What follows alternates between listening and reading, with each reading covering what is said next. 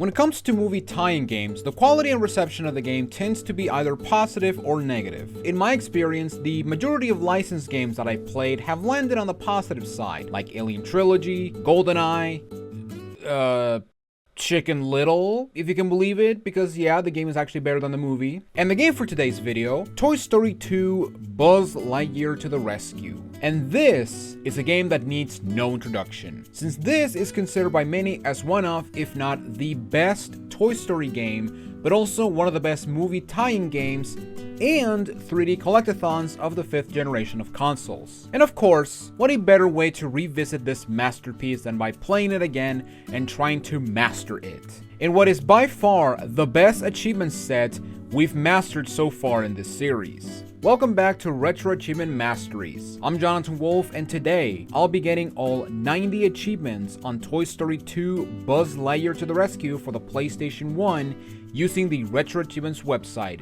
which allows you to get achievements for your favorite retro games from the NES all the way to the PlayStation 2 with everything in between.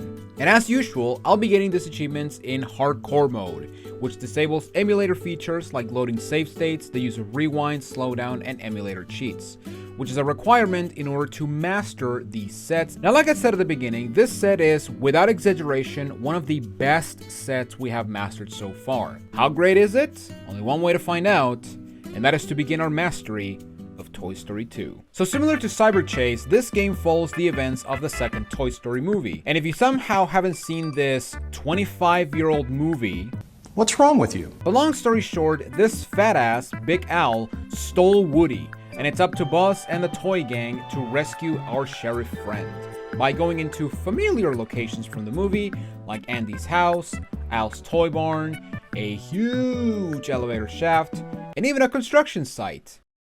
What do you mean you don't remember this from the movie? So this game features 15 stages, 10 exploration stages where you need to collect these Pizza Planet tokens in order to unlock the 5 different boss levels, where you need to fight a major boss in order to continue on with your adventure. However, besides the tokens, we also have some achievements to collect. Every exploration stage has at least 6 achievements. Collect all 5 Pizza Planet tokens of the level, collect a specific amount of coins where the amount will vary depending on the level, a boss challenge, or mini boss in this case, which is usually a damageless achievement because of course it is, with an extra challenge sometimes. And finally, 3 level specific challenges which involve some outside of the box thinking to complete them. So those are the 6 core achievements. However, sometimes there will be an extra achievement for getting all 1-ups in the level, as well as an 8th achievement for unlocking a power-up that will allow you to get some Pizza Planet tokens. And for this video, I'll go into every level and try to get all achievements before moving on to the next level, with the exception of 2 stages, which we'll discuss later.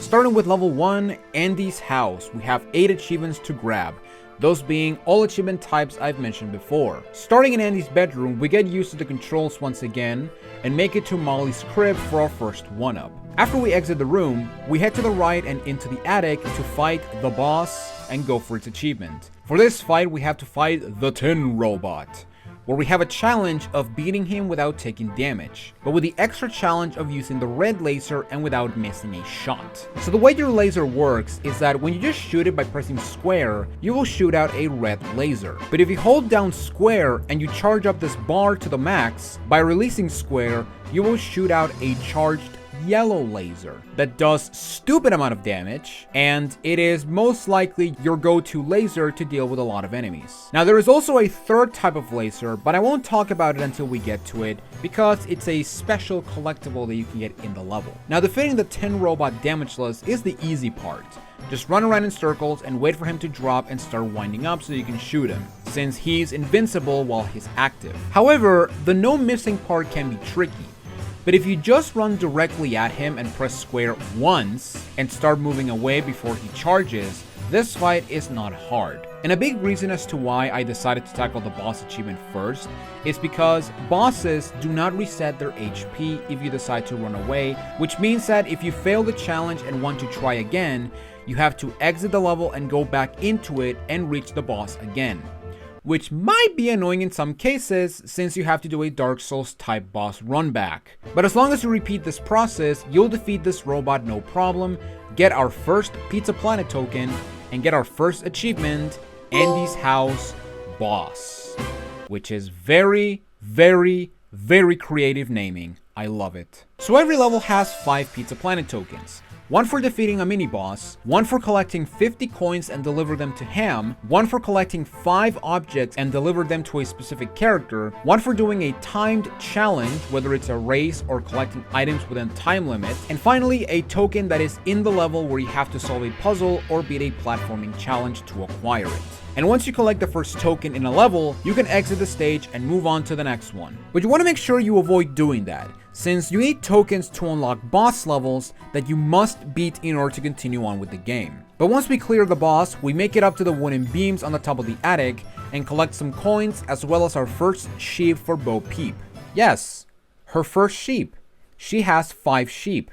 What do you mean you don't remember that from the movie? And once we head back down, it's time for another achievement where we need to collect the sheep in the living room without using the armchair. For this achievement, you want to climb the plant as if you're going to the attic, and then you want to jump and land on the stairs handrail. After you land, you want to drop down into this platform with the coin. And then you want to do a specific double jump so that you can have all the forward momentum and get some height to grab this ledge with the sheep. To do this, you want to jump and then perform the double jump as you're falling down so that Buzz gets a boost and manages to reach the ledge. It does take some practice, but if you manage to pull it off, you'll get Challenge 3 for Andy's house. And as we continue to explore the living room, we collect our second 1-up and Mr. Potato Head's ear, which we can give it to him to unlock a new power-up. So once we're done with the living room, we move on to the basement where we can get the 2 remaining challenges for Andy's house. Starting with Challenge 2, we need to collect this sheep without using the zip line. The easiest way to do this, and the only way to do this, is to jump onto the guardrail from the stairs, and once you land on this pillar right here, you want to make the jump to the sheep. Just be careful to not grab the zip line accidentally. And as for Challenge 1, we have to collect the level token without unlocking the Cosmic Shield, which we can do if we give Potato Head his ear back. If you don't care for health, you can just tank the damage and go through the green goo. But if you repeat the same jump from Challenge 2, you can jump to these boxes and complete a movable blocks puzzle and collect the token and get the final challenge achievement for the stage. And as we go through this area, we will also get 50 coins for Ham's token. And once we collect our token, we talk to Potato Head and unlock the Cosmic Shield power-up and get another achievement. And once we head back up and deliver the coins to Ham for our third token, we go into the garage for our 4th token, where we need to beat RC in a 3-lap race around the car, which is very easy as long as you don't stall with the enemies and oil puddle. And once we go around the perimeter avoiding these drills, and as we head into the second layer, we grab our third 1-up and get the 1-up achievement, but also we will encounter our final type of laser, the green hyper laser, as I like to call it, which has the same power as the charged laser, but with the difference that you can just spam it to your heart's content, as long as you have enough ammo, of course. And once we collect our 4th sheep, we go into the final room of the house, the kitchen, where we will not only get our final sheep, but also get the coin achievement for collecting 90 coins. And once we get the 5th sheep, we talk to Bo Peep and collect our final token, giving us the completionist achievement for the first level, finishing everything we can do in Andy's house.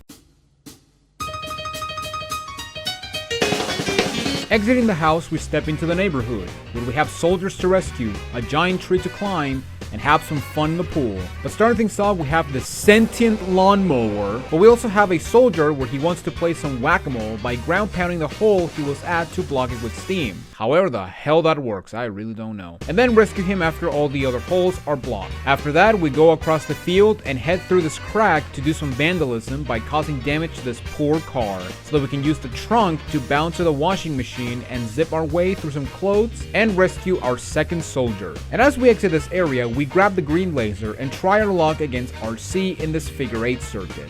Wait a second, this course reminds me of something. And for this race, we have our first challenge, where we need to win the race against RC without unlocking the rocket boots, which makes this race easier. And considering that this is what happens when you try this race without the rocket boots, you might think this achievement is impossible, right? Well, if you decide to be every racing game troll ever, By having RC bump into you, you will make him stop for a couple of seconds, giving you the advantage and be able to beat this race without the rocket boots. Just make sure to never let RC pass you, otherwise you'll fail the challenge, even though you can save yourself in some cases. But after winning, we will achieve challenge 1 and have RC go on a tantrum for being a sole loser and collect our first token. And after finishing the race, we clean up this area by getting all the coins and head to these swings to rescue our third soldier and begin our climb of the big tree, where we can find Ham to get our coin token. And as we go up the tree, alright, let's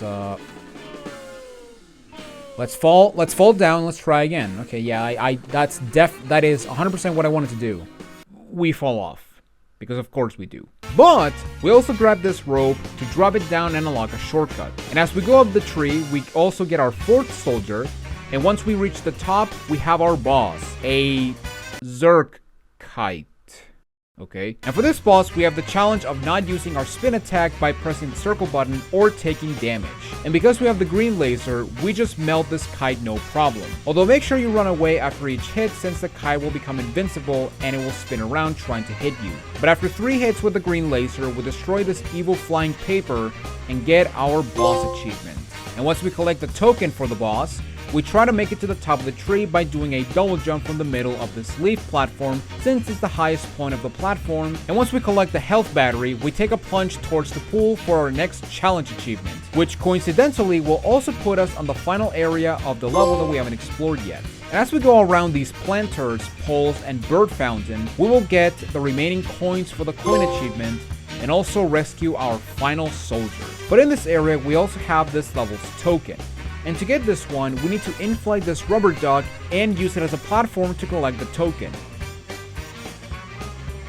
Is what a casual gamer would do, but for our final challenge, we need to collect this token without inflating the duck. However, before trying to get this achievement, I decided to go back and deliver the soldiers to the Sarge for the next token. And also backtrack to the swings because there is a 1-up on top of them, which we have to collect for the 1-up achievement. And as we go back to the pool token, there are 2 ways to get this token and achievement. The first one is by performing a very specific running double jump from the bird fountain and barely grab the token, which is how I originally got this achievement a long time ago. However, after a very long time of attempts, I decided to try something new, that being the second and way easier way of getting this token. I guess not today. There we go. Andy's Neighborhood Challenge 2, and Token 1 for getting 10 tokens.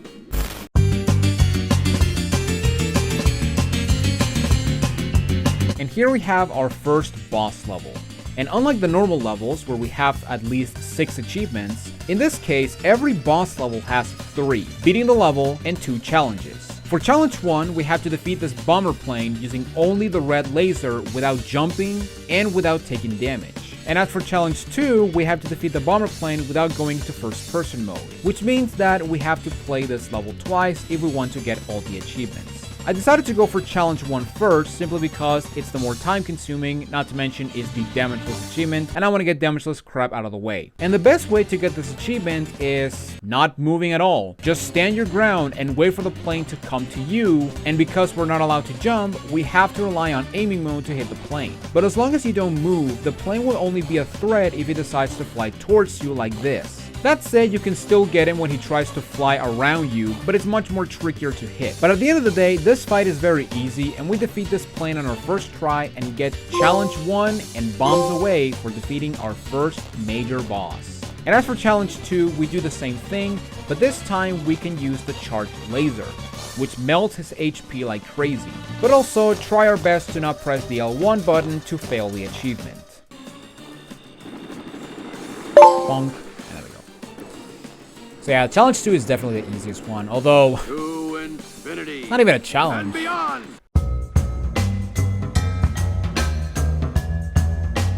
So once we destroy the enemy plane, we get an inspirational speech by Buzz that definitely wasn't changed internationally. We arrive at a construction yard. What do you mean you don't remember this location from the movie? How could you forget? the classic construction site from the Toy Story 2 movie. So the first challenge I decided to tackle was Challenge 2, which you can get by making it to the top of this building without activating this bulldozer for easy access to the girders, without activating any of these levers that will turn on a platform as a shortcut, and of course, without taking damage. And as we go inside the bulldozer, we collect our first tyke worker for a token. And as we get around the first layer, we collect our second tyke, and as we continue to layer 3, we will find Mr. Potato Head's eye, which is going to unlock a new weapon type, which we must get in order to defeat the boss of this level. And as we make it to the final layer, we now go to...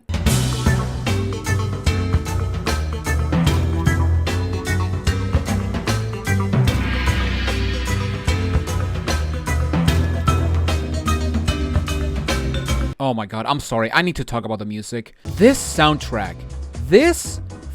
soundtrack is an absolute masterpiece. It is incredibly catchy, it has no bad tracks whatsoever, and it's an absolute blast to hear every time I work, whether it's on art, editing, or script writing.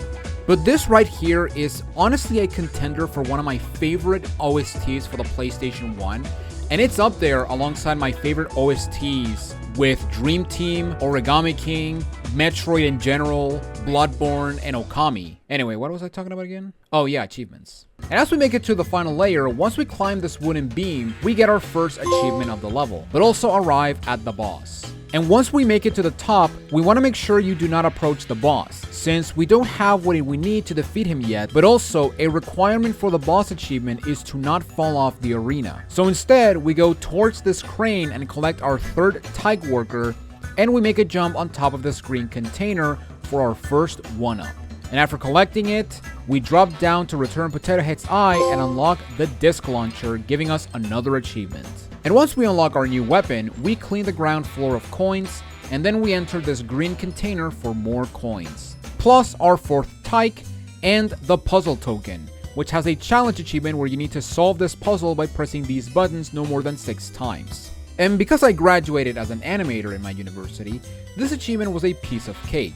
Just mix the colors and the token and achievements are yours. And once we graduated in color theory, we head over to Ham for his token and also collect the final tyke for yet another token.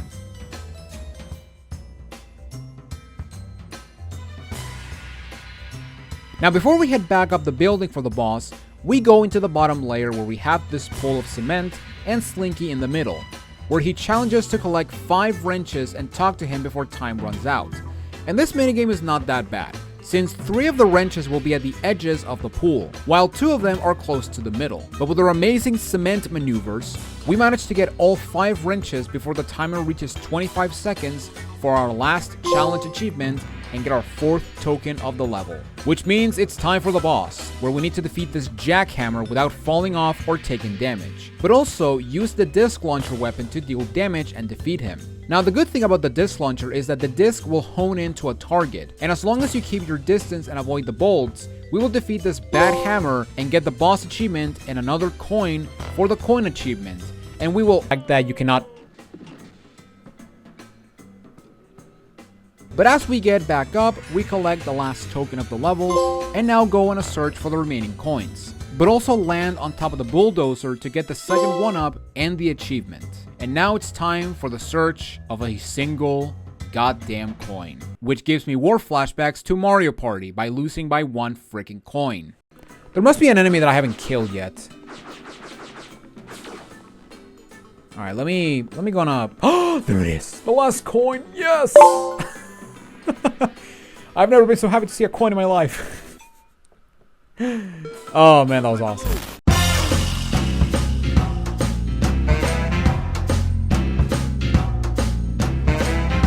And here we have one of my least favorite levels in this game, Alleys and Goalies. Although funny enough, for this first visit, we're doing the stuff that isn't terrible. So you may have noticed that the title said first visit, and that is because we cannot get the 5 collectibles or the boss token until we unlock the grappling hook power-up. However, because we don't have the grappling hook, we cannot get the boss, coins, and 1-up achievements yet. So for this first run, I'll get the level and minigame tokens while getting all 3 challenge achievements all in one go. Starting off, we have challenge 1, where we need to collect the level token in this marketplace without activating this balloon switch. To do this, you want to collect some disc ammo to defeat this big shield Zerg bot, and then we want to ground pound on this weight to get on top of the awning. And after you get to the top, you want to grab this pipe and write it down to collect our token and get our first challenge achievement. For challenges 2 and 3, we want to head to this enclosed area where Slinky is, where the first challenge we will go is challenge 3, which asks you to collect the ducky on the other side of this huge pool without using the rocket boots on the bottom or stepping on Slinky's island in the middle. And this one requires some extreme platforming, which I'm not very good at. But basically, we want to use these planks and boxes so that we can reach these lily pads as pseudo checkpoints. But you also want to make sure you get rid of these sled toys, I think. I have no idea what they are. That can shoot you mid-jump, forcing you to go into the water. But after a couple of failures, we make it to the end, collect our ducky reward, and get our next achievement.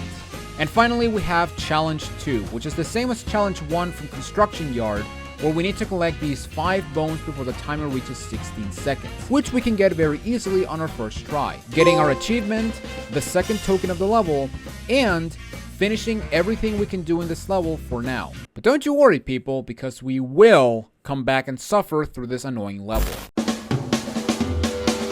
So here we have the second major boss that was definitely, absolutely, positively in the movie, the slime monster. And if you forgot this guy existed, well, you need to rewatch the movie, so go ahead and do it, after finishing watching this video, of course. For this fight, we have to defeat the slime monster without taking damage or using the green laser, and reflect 25 of these projectiles that he can throw in a row. The slime monster has 2 attacks. He can try to jump on top of you, or he can throw these slime projectiles at Buzz. However, if you stand on a sweet spot not too far from the monster, he will never do the jump attack. And once you find the sweet spot, you can just press the circle button to deflect the projectiles. Back at the monster, completing challenge 2 incredibly easy. And as for the damageless run, in order to defeat the slime monster, you have to shoot it enough times until the monster gets shrunk back into the trash can, getting bigger the more damage he takes. But as long as you stay in a sweet spot, you want to mash the square button while pressing circle to spin away the projectiles every once in a while. And once you reach the final hit, a green laser will spawn. But as long as you keep repeating the same pattern, you'll defeat the slime monster damageless and get both remaining achievements for slime time.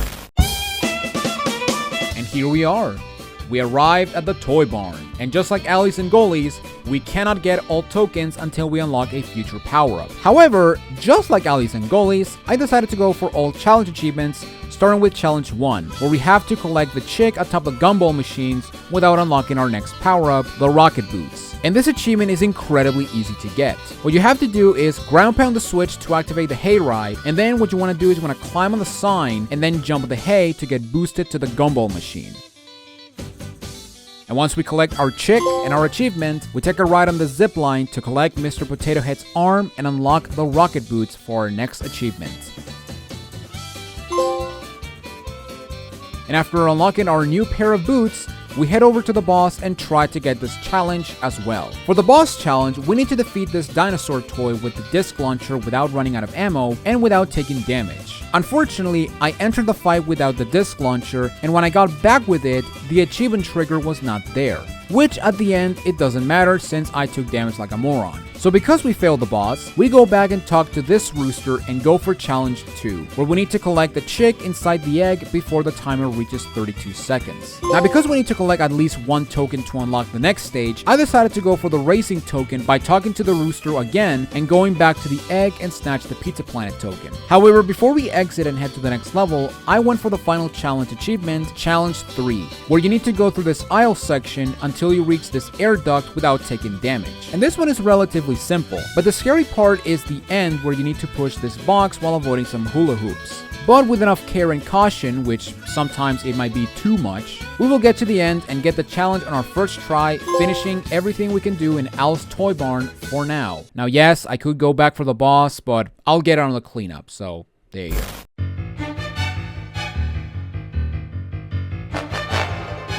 I don't know why, but I just find it very ironic that a toy barn has a dedicated space land.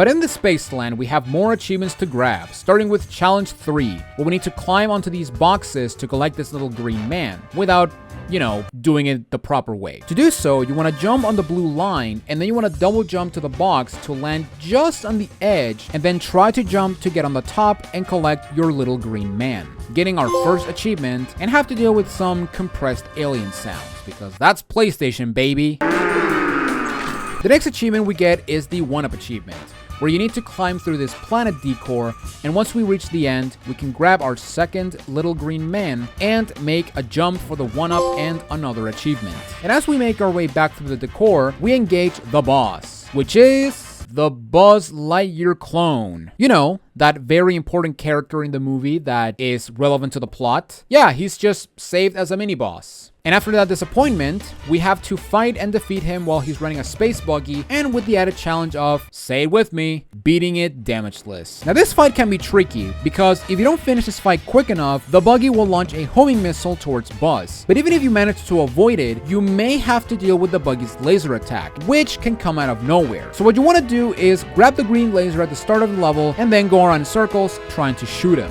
And if you're fast enough, you will defeat the fake Buzz and get the boss achievement on your first token on the level. And actually, while I was recording this voiceover, I did discover that you can actually spin away the rockets, meaning that the only problem you have to deal with the buggy is the laser attack. So that's a neat feature that I discovered. Exiting the boss pit, we head over to the arcade section of the Spaceland, where we collect more coins and enter the ball pit filled with diseases and our third little green man. And after exiting this death trap, we play a little game of Crane Game that is much easier and fair than the Crane Game from Kirby's Adventure, which I'm terrified to master because it has one of the worst achievements since Dr. Oak Vanilla Challenge from Squeak Squad. Seriously, what is with Kirby games having bullshit achievements? But if you align the Crane Shadow with the token, we will win our ultimate prize, being our second Pizza Planet token.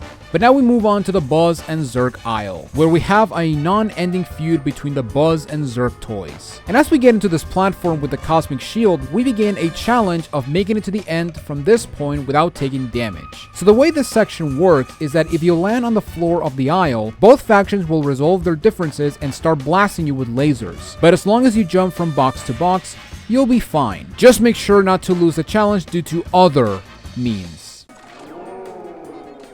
Oh god. When you go to the next level... Oh, you motherfucker.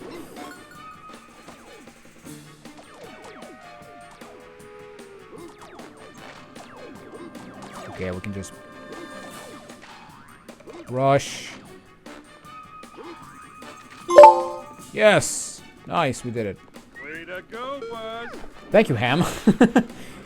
And once we get the achievement and the Ham token, we go into the final section of the Spaceland, where we have a long aisle filled with cars and giant Zurg-bots that can only be destroyed with your spin move. You can also use the disc launcher as I showcase in Alleys and Gullies, but there's no disc launcher here, so spin attacks. And once we clear out the bottom path, we go on the top path and challenge a UFO to a race, where we have our final challenge, where we need to win the race without jumping more than 7 times. And we gotta use the zip lines. Okay, so that's 1.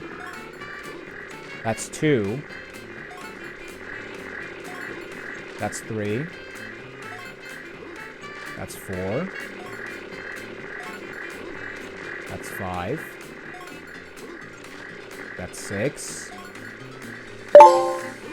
That's the achievement, and that's 7 jumps.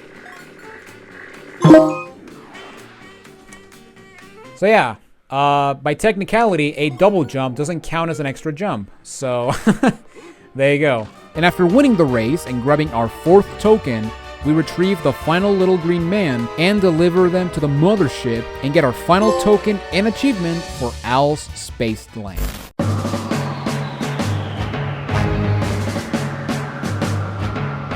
So because we didn't fight the Buzz clone as the main boss of the Toy Barn, we have a giant mothership where we have a damageless and red laser challenge, but also have an achievement to defeat the ship without shooting. And the way this fight works is that every time you hit the mothership, it will open one of her pods and release some agents of Zurgs, as Buzz will very politely remind you of. Agent of Zurg if I never saw it. Agent of Zurg if I never saw it. Agent of Zurg if I never saw it. Agent of Zurg if I never saw it. Agent of Zurg if I ever saw one. And while these agents of Zurg are alive, the mothership is completely invincible, and every enemy pod that will open will be harder than the last one, with the last 2 capsules containing the big shielded enemies that can only be hit with the spin attack. So because I learned that using the spin is required to beat the boss, after some failed attempts because of the damn camera, freaking camera! Oh my god, I hate this camera. Oh my god. I decided to do this entire fight without shooting and see if I get both challenges at the same time. Mayday, Mayday, come in, Star Command. Send reinforcements. Star Command, do you copy?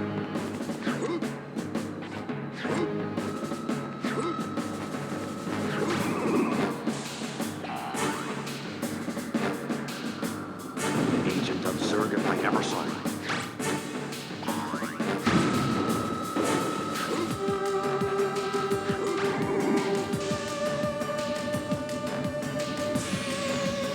Agent of Zurg if I ever saw one.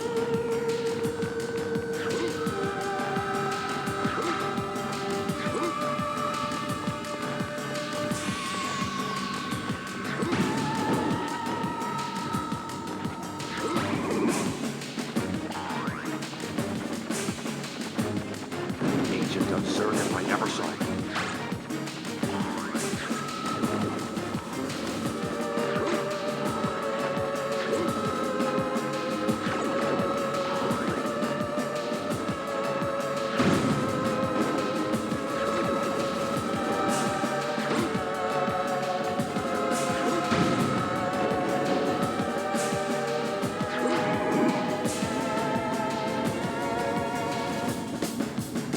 Agent of Zurg if I ever saw one.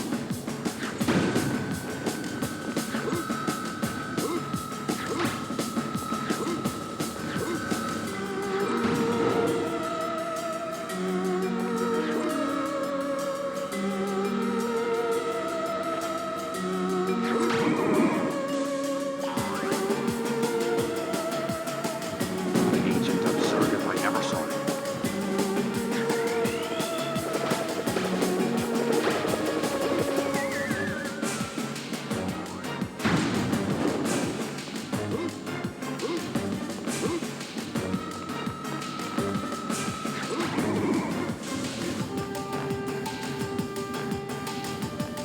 Agent of Zurg if I ever saw one.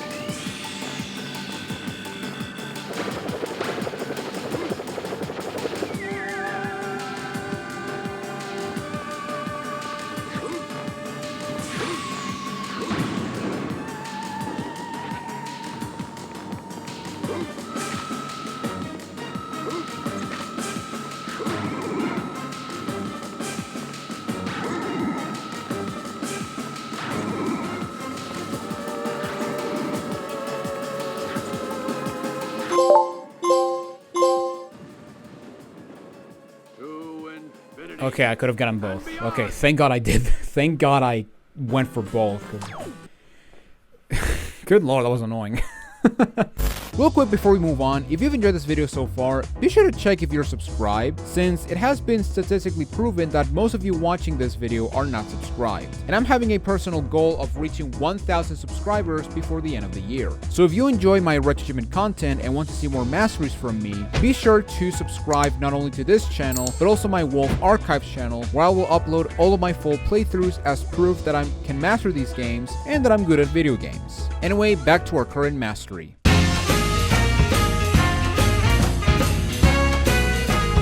Now before we head over to the next level, I decided to unlock the next power-up, which we have to unlock in order to get any Pizza Planet token. And after we get Potato Head's shoe, we unlock the grappling hook. And after doing so, I decided to head back into alleys and gullies so that I can get that level out of the way. So because we got all challenges, the only thing we need to do is get the remaining tokens and the coin, 1-up, and boss achievements. Starting off, we get everything in the water area except for Slinky's token, since we already have it, and then we go and clear out the marketplace, including getting all the coins and 2 duckies, 1 in the water past these barriers, and a 1-up that you can find in this hole, and a second ducky located in this awning. But also get the ham token before moving on to the most annoying part of the level, the vertical climb to the boss. So because we unlocked the grappling hook, we can now climb through the stairs and balconies in order to get the last 2 ducks, but also the last 1 up and have a chance at the boss. And to use the grapple hooks, you want to press L1 to go into first person mode, and then press R1 next to the grapple point to lock in and then fire away to hook up and go forward. And as we climb up, we get more coins, the 4th duck located in this jail. And once we get to the top after some very annoying fumbles, there is no easy way back up. Also, this can happen. We finally make it to the top, collect the final duck as well as 99 coins for the achievement, and head into the boss of this level, the Clown Top. And for this boss, we have to do a damageless run, but also without shooting. So we have to rely on our trusty friend, the spin attack.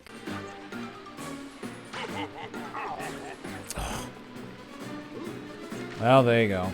Well, that sucks, but at least we get our final 1-up for the achievement and head back to Mama Duck for our token, and also get token 2 for collecting half of the game's Pizza Planet tokens. So because we failed the boss achievement, now we have to go back, which involves doing the climb all over again. But after making it back, I decided to employ a different strategy with the boss. So instead of standing my ground, I decided to just run around alongside the wall and have the Clown Top chase me, hitting him with my spin attack when he gets close, since he moves faster than Buzz. And with this strategy, I was able to beat him on that same attempt damageless, getting the last token, and finally finishing this annoying stage that I will definitely not complete 2 more times just for a small section of this video. I don't know what you're talking about.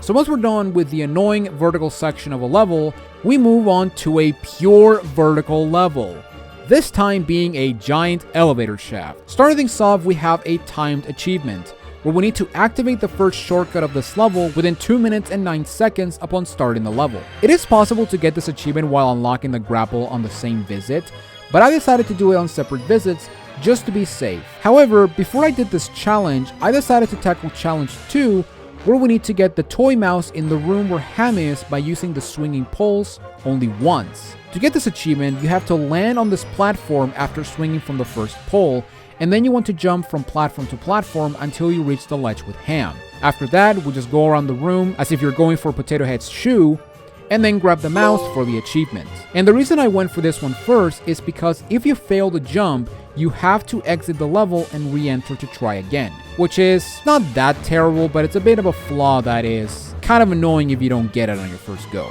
But once we get the achievement, we reset the level and go for challenge 3, which is the timed run. Now, like I mentioned in Alice and Goalies, to use the grapple, go into first person and press R1 to lock into the grapple point, and then fire with square. And we basically want to repeat this process until we reach the midpoint of the level. And if you just go for it without distractions, you'll get to the end with a lot of time to spare. Just make sure you activate the checkpoint for the achievement. Oh, wait. Okay. I was like, wait a minute, I'm not done? There we go.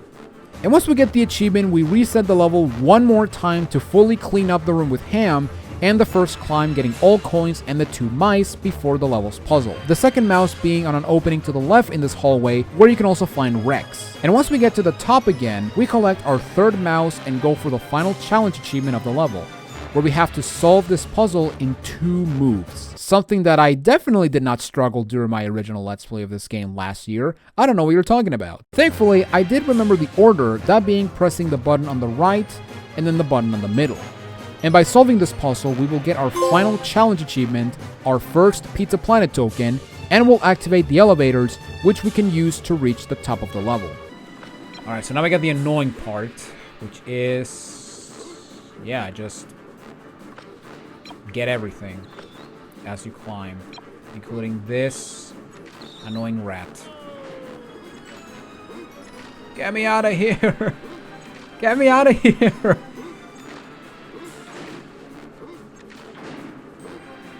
Okay, there we go. Yep, this is the level. Just go up, just go back and forth between the elevators. Oh, camera, come on. Eventually. Damn it. Stupid camera. Alright, I'm actually gonna do this first. I'm actually gonna activate the shortcut first, just to get it out of the way. Oh, no, wait, that's the way to the boss. No! What am I doing? Okay. Oh, you son of a gun. What the heck did I jump through? Okay. 49 coins, good lord. Oh, here's a shortcut. Oh, get over here, you bastard. So once we finally reach the top and activate the shortcut, we go for the minigame token, where we have to slide down while avoiding deadly pits that will make us lose the token. But as long as you stay focused, you'll get to the end and get the fake celebration of being number 1 on the leaderboards in a game that has multiple number 1s on said leaderboard. And once we get to our second token, we go on the slide again to get the remaining coins for the achievement, which involves getting coins that I never knew even existed, which is honestly a good thing.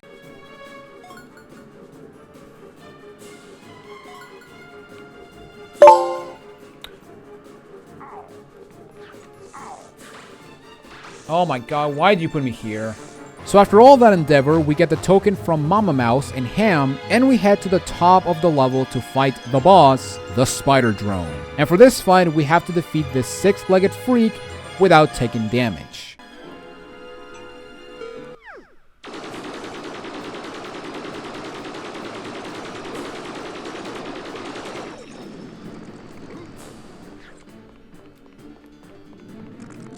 And yeah, what makes this boss annoying is that, yeah, he will activate the fans. But we got it. Sweet.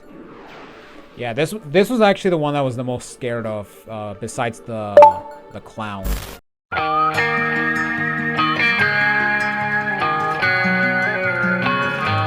So we finally made it to Big Al's penthouse.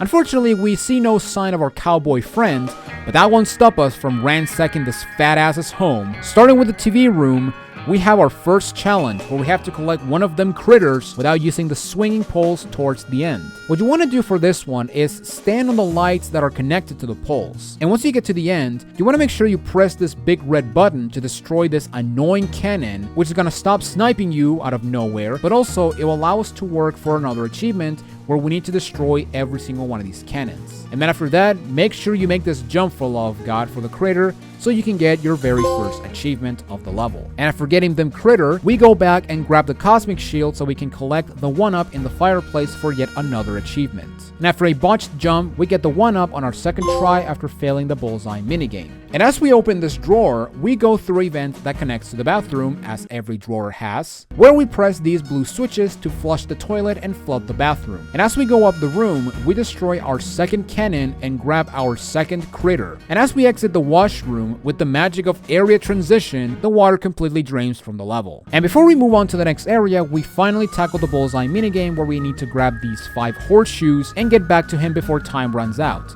And after learning the spawn locations, we get our first token of the level. And after collecting shoes for a horse, we go to the right from the start where we'll encounter this box that we have to use in order to access 2 areas in this level. The first area being Owl's bedroom? And in his bedroom, we have another challenge achievement. In the top area, there is this train that will block us if we try to move this box.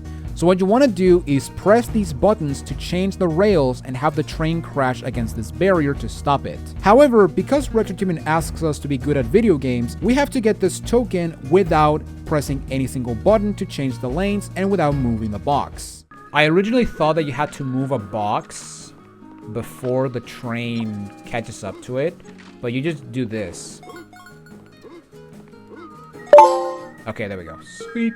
So we collect the token and destroy the third cannon, and now we move the box to the memorabilia room and make our way around it, destroying cannon number 4 and collecting them critter number 4. And as we head over to this town, we go face to face with the boss, Waluigi the Gunslinger. And for this fight, we have the usual damages achievement, but we also have the rule of not jumping. It's Waluigi. Now the good thing, yeah, you can just spin the bullets away.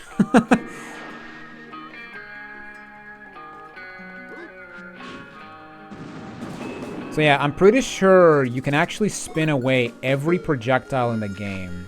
And with that, we make it to the final room of the level, the kitchen, where we can collect the final coins of the achievement, destroy the final cannon for another achievement, and rescue the last one of them critters for Jessie, which she will give us another token. But also, go back to the bathroom and give Ham his coins, and get the final token of the level, and finish off with Al's penthouse.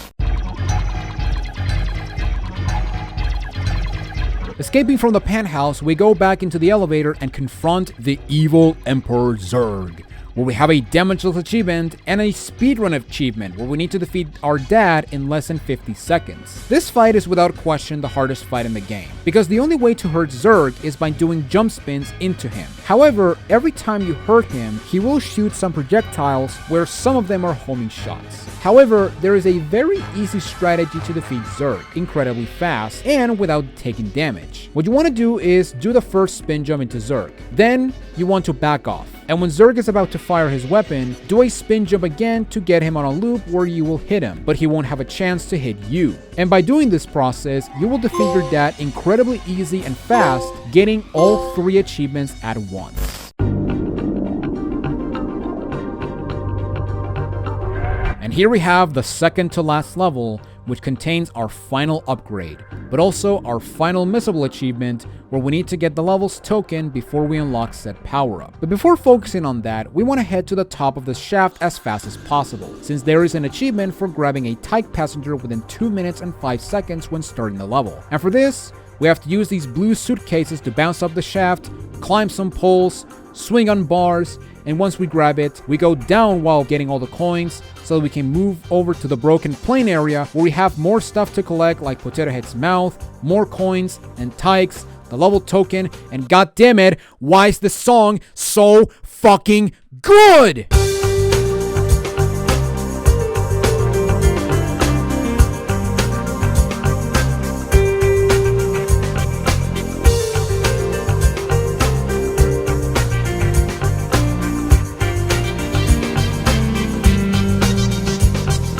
So after we get the Tyke and get our achievement, we go all the way down while getting all the coins and enter this broken plane area, where we can get a token on top of said plane. And in this room, we have our final missable achievement, where we have to collect this token before we unlock the power-up, being the hover boots. And basically, to get this token, you basically want to work normally to the top, and once you get to the top area, what you want to do is you want to get on top of the box with the hover boots and then double jump up to this ledge to pull up and collect your token, giving us challenge 1. And once we acquire the token, we continue on with the exploration while unlocking our final power-up, the hover boots, which will allow us to climb this pack of briefcases. To use the hover boots, just hold down the jump button to float up, and then you want to make your way to the other side and try to climb to the top. And while we climb the stack, we reach our coin target and get the coin achievement. And we also bypass the boss for now and collect our 4th Tyke passenger. And for our final Tyke, we climb the broken plane again and deliver them to the Tyke pilot and collect our 2nd token. And now we go for the time token, where we talk to Rocky,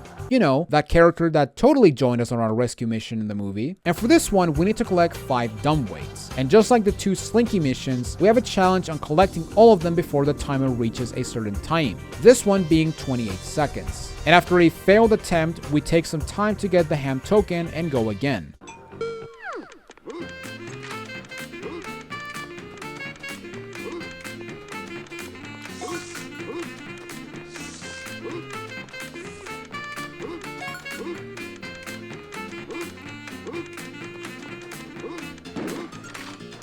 Okay, I should get the one underneath me.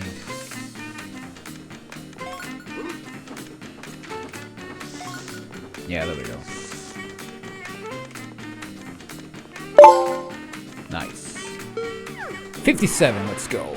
Which then leads to the boss, where we have to fight the Prospector Stinky Pete, where we have a damageless achievement and as a bonus challenge of not spinning or shooting, which is very weird since Pete is immune to lasers. So what do we do then if we cannot spin or shoot? After he swings his pickaxe, what you want to do is you want to perform a ground pound to damage him, but you also want to make sure to get out of the way since his pickaxe also has a projectile with a kinda questionable hitbox. Wow. But after some attempts, we eventually defeat this smelly fat ass, get our achievement, and collect our final token, finishing the level with the best track in this entire game. Like, seriously, play it again!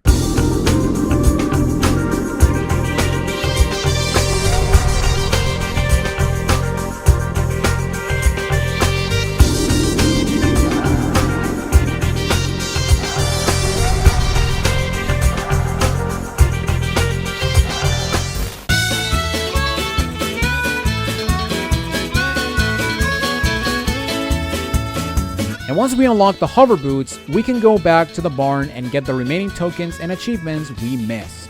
Beginning with the starting area, we get all coins as well as both chicks in the egg and gumball machine. And then we move on to a storage area where we use the hover boots to get on top of these boxes, where our ultimate reward is 2 coins and a chick. And after collecting our valuable collectibles, we go into this office where we use the disc launcher to destroy these locks and get access to the level token, but also get the ham token as well. And now that we have discs, we go into the boss where we have to use the disc launcher without running out while beating this reptilian toy damageless. And for this fight, you basically want to take your time, as he will have some iframes after each hit.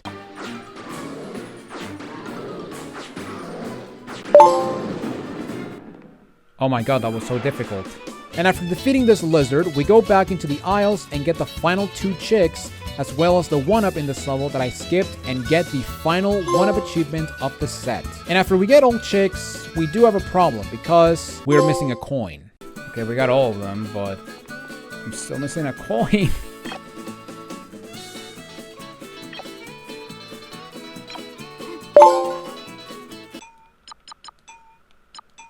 Okay, that was perfect.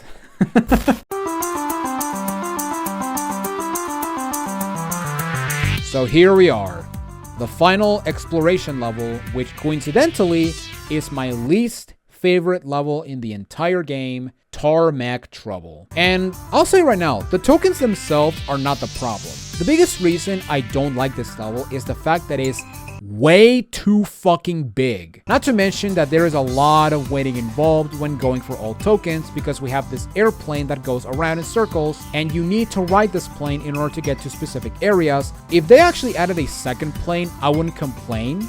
Get it? But because there's one plane, waiting is inevitable, meaning that, yeah, this level is incredibly boring, especially considering what we need to do for one of the challenges. However, before we deal with the plane, I decided to clear out the entire bottom runway section before touching the plane. So this level features 8 different stations, as I will call them, where there is stuff in every single one of them. In Station 2, we have this car that has Rex and 1 of 5 suitcases we need for a token. Next, we want to continue combing the ground until we get to Station 6, where we have this green treadmill, and in this station, we can get our first achievement, where we need to collect the 1-up without riding the plane to get on top of the treadmill. To do this, you have to stand on this beam and then perform a double jump and try to grab the ledge so you can climb up in the treadmill. And if you manage to grab the ledge, you can get the second suitcase earlier, as well as making the jump for the 1-up, giving us our first achievement.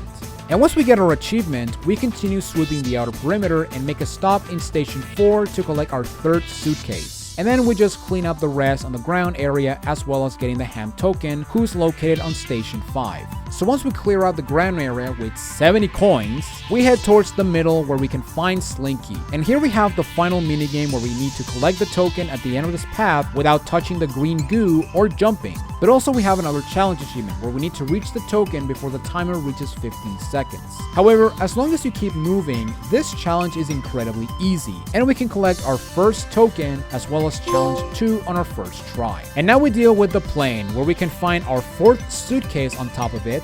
And once we reach the left wing, what you want to do is jump over to Station 7 so that we can face the boss, the blacksmith, where the only requirement for this fight is to beating damageless. Now this fight is definitely the most annoying and difficult fight of the game, because you can only hurt the blacksmith with spin attacks, and his homing shot moves faster than Buzz's running speed. So what you want to do is something very similar to the prospector and just hit him once and then run away until the projectile explodes, giving you an opening for attack.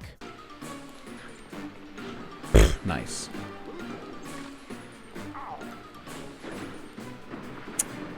Thank you, game. Now, even though we failed the damageless run, don't worry, because we will have more opportunities to get this achievement that doesn't involve pointless backtracking. So we go back to the plane and head to Station H, where we can collect our 5th and final suitcase, which then leads us to the one station we haven't covered yet, Station 1, where we can get the last remaining coins and get our final coin achievement, but also begin the slog that is Tarmac Trouble Challenge 3. So the level token for Tarmac Trouble requires you to hit these buttons to change the bottom light bulbs so that they match the top ones so that this helicopter lowers, giving us the token, which is pretty simple and not that hard. However, this puzzle has a total of 10 different solutions that are random when you start the level and when you fail the puzzle, because by failing the puzzle, you might, keyword might, get a different combination to solve, which by describing that, you can immediately tell what you have to do for this challenge. To get the final challenge achievement of this level, you need to solve all combinations by solving the puzzle, exiting, re-entering the level, and making your way from the beginning of the level all the way to Station 1 to try again. And you also need to do this in one session, which means that if you close or reset the emulator, or in the worst case scenario, the emulator just crashes, too bad, so sad, do it all again. And my biggest recommendation for this achievement is to cheat, and that is by taking a picture, whether it's a picture with your phone or just press the F12 key on RetroArch to take a screenshot. And this is almost crucial because it will save you the hassle of just solving a puzzle again by mistake. And as I replayed this level to get all the combinations, eventually I managed to beat the blacksmith damageless and get his boss achievement, but also get the final token of the level and get the final token of the game, giving us tokens 3. And going back to the light puzzle, I did mention that there are 10 possible combinations, but in a surprising twist, the PlayStation version only requires you to solve 9 of them. And yeah, this achievement is definitely the worst achievement of the set. Not because it's hard or because it's bullshit or RNG. The main reason as to why this achievement is bad is because it's very, very, very repetitive. Especially when you're trying to get that one combination that you still haven't solved, causing you to reset the puzzle over and over and over. So because I like you guys, here are every single combination you have to input to solve this puzzle. But once we get our final combination, we get the final achievement for Tarmac Trouble and finally end things off with this annoying stage.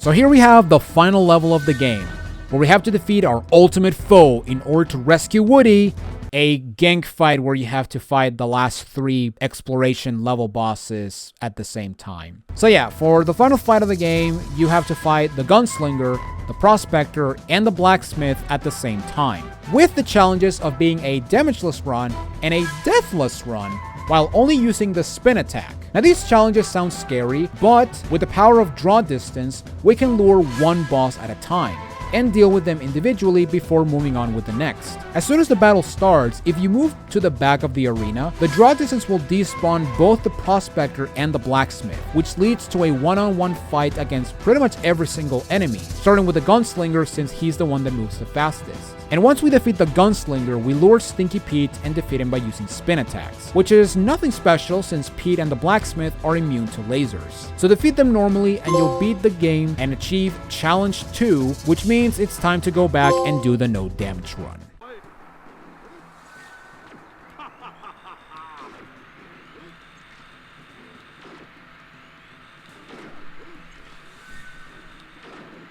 Oh my god, it's Waluigi and Wario.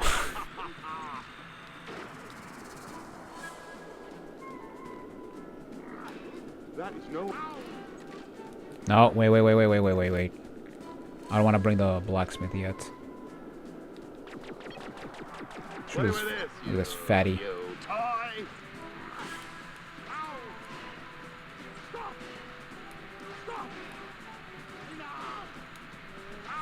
That is no way to...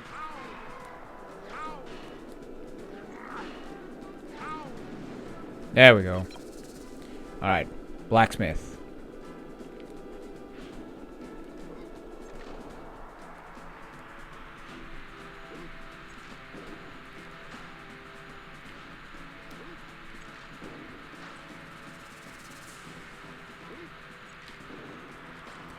I will say that because of the camera, it's kind of hard to see the projectile going away. Whoa. Oh, I missed. 1, 2, 3. 3 seconds, kinda. Camera, please don't. Okay, 2 more hits, I think. Alright, I'm gonna do something stupid. Yes! Time!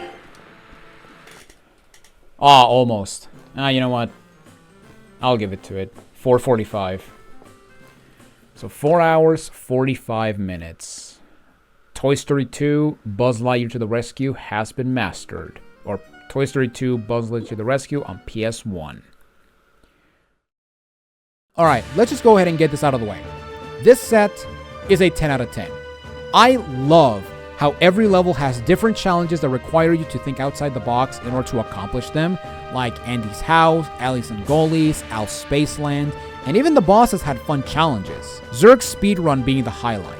Now, the one thing that can be scary are the coin achievements, since missing a coin dropped by an enemy might require a reset, because if you don't explore everything, you might think that you have to collect every single coin in a level, but if you comb every single level through and through, you will get the coin achievement with, give or take, 3 to 5 coins to spare. But besides the coin achievements, and I'll just go ahead and say it, Tarmac Trouble's light puzzle achievement, this set is fantastic and it was an absolute blast to master. Now, when it comes to the difficulty, I'll give this one a 7 out of 10. The only achievement that I found hard were some boss achievements, mainly due to the fact that failure meant a reset and a run back that makes Dark Souls 2 feel like a walk in the park. And as for the Tarmac Trouble light puzzle, again, this one is not hard, but it's just tedious considering that you have to play a level 10 times just for one achievement. And because of the Tarmac Trouble puzzle and boss achievements, it did lower my enjoyment of the mastery process overall. But I still enjoyed this game, and I'll give the fun rating a 9 out of 10. And as for the Hearts achievement, because of the constant repeats and having to wait for the damn plane, I'll give the award to Tarmac Trouble's boss achievement by defeating the blacksmith without taking damage. Now, even though some levels had some annoying points, like every vertical section ever, and I would say 80% of Tarmac Trouble, I still love this game. And it is still, to this day, one of the best Toy Story games, and one of the best movie license games of the 5th generation of console. Which, honestly, I'll say right now, it still holds up today. With memorable levels, great controls, a spectacular soundtrack, and it's all referencing one of the best Pixar sequels of all time. And this set skyrockets my enjoyment for this game even more, to the point that I enjoyed the set so much that I might have gone out of my way to master this game again. Only to then master it for a 3rd time for no reason. Okay, I think it's time we address the toy in the room. So as you saw by the thumbnail and video title, yes, I mastered Toy Story 2 Buzz Lightyear to the Rescue 3 separate times. The PlayStation set, the Nintendo 64 set, and the Dreamcast set. And the reason as to why I did this is mainly for one very specific reason. Corporate needs you to find the differences between this picture and this picture. They're the same picture. So yeah, as you can see, the PlayStation set and the Dreamcast set are the exact same set. Same number of achievements, same points, same achievement names, same everything pretty much. But then you might be asking, what about the N64 version? It has less achievements, so maybe the set is different from the other two, right? Corporate needs you to find the differences between this picture and this picture. They're the same picture. Well, kinda. Now, even though the N64 set has less achievements and also different achievement names, which makes it automatically better, if you look at the N64 and PlayStation 1 sets to compare, you will see that the N64 and PlayStation sets are the same. The only difference here is that the N64 removed multiple challenge achievements for all levels except the first 2 levels and slime time. which have all achievements from the PlayStation 1. One-up achievements have also been removed completely, and some achievements were modified, mainly some boss achievements where they got rid of the damageless rule like the Tin Robot or Mothership. So basically, at the end of the day, the set/version of the game you want to master is all about preference, although each version has some small differences that don't affect the game whatsoever, but it would be nice to actually point them out. So the N64 version has a different soundtrack that uses the N64 sound chip, which makes some instrumentation of the tracks different. However, there are some interesting changes. Andy's Home has the instrumental version of You Got a Friend in Me, which usually plays when you're on the main menu or level select.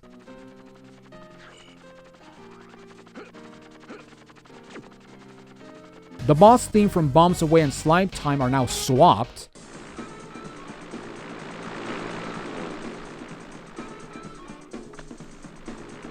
Wait a minute, this is not the airplane music. Instead of, you know, standing my ground. Also, you are way too green. Holy crap. Also, we have Mad Bombers. Or the bomber plane music.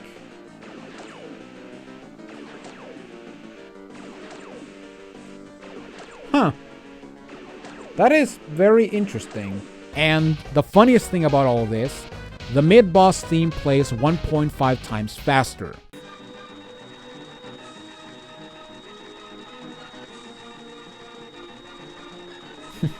But I gotta say right now, probably my favorite thing about this this game is the fact that the music is like the boss theme is sped up for no reason. And as for visuals, it's a more smooth looking version with the downside of terrible draw distance. But as a bonus, the flashing from Slime Time and Tarmac Trouble is removed, so that's a plus. And yes, these are all visual and audio changes, so it's nothing that spectacular.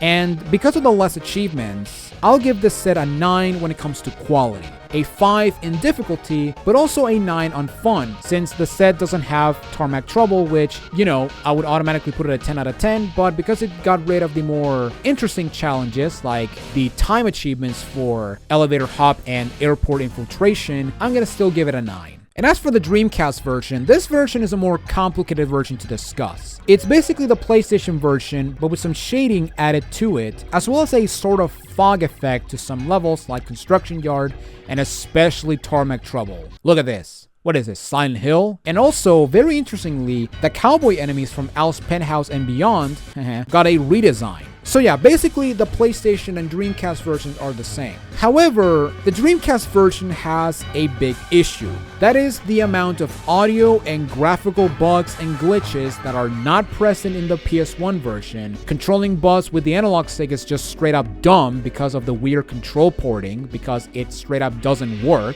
But then we have a feature about the Dreamcast which has a very interesting quirk that is worth talking about. So, to master the Dreamcast version of Toy Story 2, I used the Flycast core on RetroArch. And this core has the ability to underclock or overclock, where you can increase the megahertz on the Dreamcast emulator. And by default, the megahertz is set to 200, which equals to playing the game at 60 frames per second, while 100 is 30 frames per second. So after I say this, you might be thinking, okay, what's the problem about it? Isn't it cool you're playing at 60? Well, yeah, there's no problem, since the game runs smoothly at 30 and 60 with no stutters. However, there is one huge problem when playing the game at 60 frames per second. By playing the game at 60 frames per second, flying enemies like the helicopter robots and the ship robots, they will have their speed tied to the frame rate, to the point that if you try to defeat them with the spin attack, it is almost impossible to damage them, which makes Challenge 2 of Toy Barn Encounter a huge pain in the ass, where the only way to have a shot at them is to lure them towards the wall of the arena and hope that you can hit them with your spin attack. But then we have the Zurk fight, which is a different beast, because if you play this fight at 60 FPS, this fight is almost impossible, since he will always be at a safe distance from you because of his speed. being tied to the 60 frames. That said, when I first mastered the Dreamcast version back in 2024, you could underclock to 100 MHz and beat the boss normally as if you're playing the other versions and continue with the game. However, unfortunately, I discovered that as of this year, underclocking Flycast is banned and will disable hardcore mode when booting up any Dreamcast game, which I found while mastering this game, which forced me to redo the first 3 stages and reclaim the achievements in hardcore mode, which was really fucking annoying. But because we can't underclock the emulator, how the hell can we defeat Zerg in hardcore mode? Well, by forcing him into this corner in the arena, you can just barely hit him with the spin attack and go back to the platform without falling off into the abyss. It is very precise, but by doing this, you will defeat Zerg incredibly easy. And if you're fast enough, you'll get both the damageless and the speedrun achievement no problem. Now, by rating the Dreamcast set, in terms of quality, it's the same as the PS1 version. 10 out of 10, really great set, with the exception of Tormek Trouble. However, because of the very weird bugs and glitches, not to mention my controller sometimes not reading its inputs, and also having the frame rate at 6 being a detriment towards 2 mandatory bosses, I'm gonna up the difficulty and give it an 8 out of 10. And again, because of these bugs and glitches, not to mention that for this version, you have to solve all 10 puzzles for Tormek's Trouble's puzzle, especially considering that the last puzzle took me an embarrassingly long time to get, I'm gonna down the fun to 7 because yeah, having to do the same puzzle 10 times again was incredibly annoying and tedious. And I forgot to mention this for the N64 version, but the hardest achievement for that set was that silly Buzz Lightweight, which was by defeating Prospector without taking damage. And as for the hardest achievement for the Dreamcast version, I'm going with the Evil Emperor Zerg Challenge 2, which is the speedrun achievement by defeating Zerg in under 50 seconds. So in conclusion, if you want to master a version of Toy Story 2, if you've never played through this game but want to master it, I will recommend the N64 version, since it doesn't have the more challenging and tedious achievements that require trial and error and resets just to try again, like the time achievements and Tormek Trouble's night puzzle. That said, if you enjoyed the N64 set and you want a more challenging set, I would tell you to go for the PlayStation version. It is without question the best version of the game, therefore it has the best set. However, if you really want to master every console version of this game, then you would go for the Dreamcast version last, which is the more janky version of this platforming classic. So yeah, I mastered this game 3 times in a row just for the sake of completion, and after this, I can honestly go for the rest of my life without playing this game. Oh, who am I kidding? Of course I'm gonna replay this game someday. So because I mastered the same game 3 times, now you might be asking, how am I going to tackle games with different ports that have achievement sets? To be as precise as possible, here's how it's going to work. Let's pretend we have a game with 2 versions, where its achievement sets are 100% the same. And then let's have a game with the same aspects as the first example, only that there are achievements that are exclusive to one set, while the other set also has exclusive achievements. If we have a case of the former, I will combine both versions into one video. And the way I'll structure it is give priority to the preferred version I want to tackle, and then talk about the other version, whether it's control differences, some achievements being trickier than others, whatever. I'll mention and show differences that can be found on the other version, because if I were to make a video about that version, it will basically be the first video all over again, and I want to avoid doing that for this series. However, if we have a case of the latter, what I'm going to do is one of 2 things. I will either do the same as example 1 and combine all versions into one video, but this time addressing the exclusive achievements of the other version after tackling the main version, or 2, make a separate video talking only about the exclusive achievements in a way similar to my Crash 2 set revision video, where I only covered the new achievements that were added. That said, the only time I'll do 2 separate videos on the same game is if the game has 2 versions that are 100% different to each other. A good example would be Cyber Chase, since the PlayStation and Game Boy Advance version are completely different. But in the future, this will apply to most likely remakes like Zero Mission, Nightmare in Dreamland, Tomb Raider Anniversary, but it will also apply to certain enhanced versions like Link's Awakening Deluxe, the Mario Advance games, and Super Mario Eclipse when we get to 1,000 subscribers. So, a big thanks to Mario 2188 for the PlayStation set, Edel and Crazy Diamond 00 for the N64 set, and Alphex for the Dreamcast set. And I gotta say right now, I really hope that in the case we return to multiple ports of the same game, I only get to play them once and not do a multi-run playthrough of the same game multiple times, because that would drive me over the edge. I swear to God, if that ever happens, I'm gonna lose my goddamn mind. Thank God there's not a game that does that, right? Thanks for watching this very experimental episode of Retro Achievement Masteries, where I mastered the same game multiple times. However, thankfully, for our next game, we will stick with one game, and that game is New Super Mario Bros. For the Nintendo DS, which has a whopping 112 achievements to unlock, which, funny enough, is the same number of achievements as Crash 3, which will be the next game after NSMB. If you enjoyed this video, be sure to leave a like, and if you want to stay tuned for future Retro Achievement videos, be sure to subscribe and ring the bell to get notified of future episodes. It shows that you enjoy these videos, and it also helps the channel grow. And of course, if you want to see all 3 masteries of Toy Story 2, including the annoying reset I had to do for the Dreamcast set, be sure to check my Wolf Archives channel, as the playthroughs will be uploaded on that channel. But yeah, with that said, that is all I got for you for this video.